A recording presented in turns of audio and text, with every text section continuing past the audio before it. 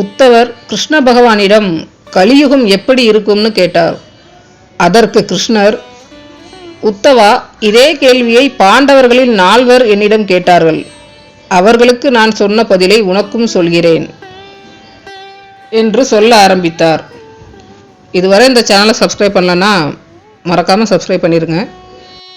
கிருஷ்ண பகவானிடம் பாண்டவர்களில் 4 பீமன், அர்ஜுனன், நகுலன், சகாதேவன் ஆகியோர் கலியுகம் எப்படி இருக்கும்னு தங்களோட சந்தேகத்தை கேட்டாங்க.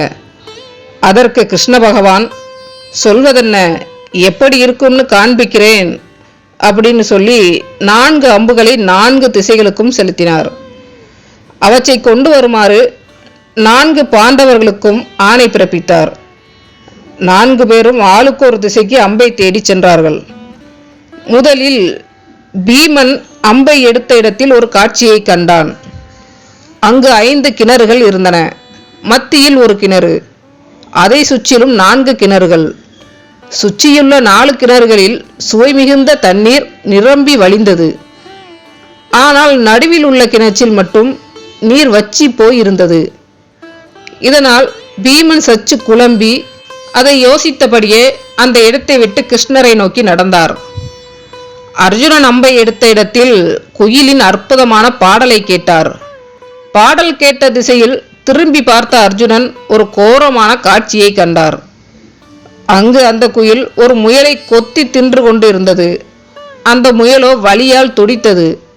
மெல்லிசை கொண்டு மனதை மயக்கும் குயிலுக்கு இவ்வளவு பெரிய கொடிய மனம் உள்ளதை நினைத்து குழப்பத்தோடு அங்கிருந்து நகர்ந்தார். சகாதேவன் அம்பை எடுத்துக்கொண்டு திரும்பி வரும் வழியில் ஒரு காட்சியை கண்டான். பசு ஒன்று அழகிய கன்று குட்டியை ஈன்றெடுத்தது. கன்றை தன் நாவால் வருடி சுத்தம் செய்து கொண்டிருந்தது.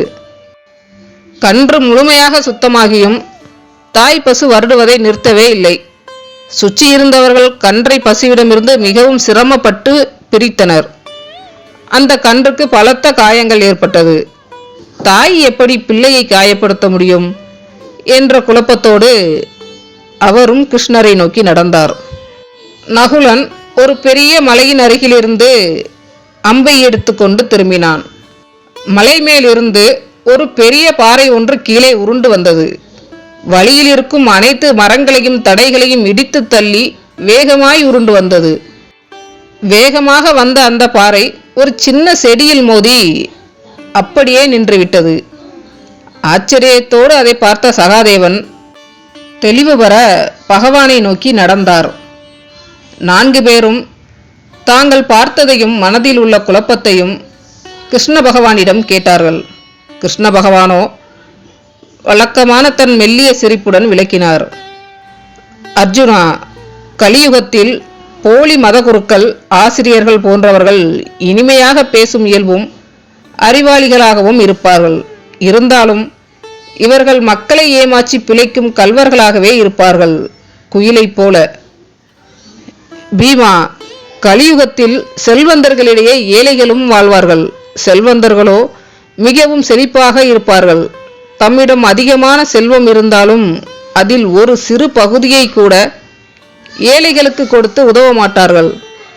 தங்களிடம் மேன்மேலும் செல்வம் சேர வேண்டுமென்று ஆசைப்பட்டு பல தவறான வழிகளில் செல்வத்தை ஈட்டி சேமிச்சும் வைப்பார்கள்.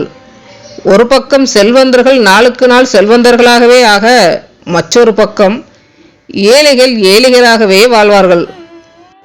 வச்சிய கிணற்றுக்கு அருகே நிரம்பி வழியும் கிணறுகளைப் போல. சகாதேவா, கலியுகத்தில் பெற்றோர்கள் தங்கள் பிள்ளைகள் மீது ரொம்ப கண்மூடித்தனமான பாசத்தோடு இருப்பார்கள்.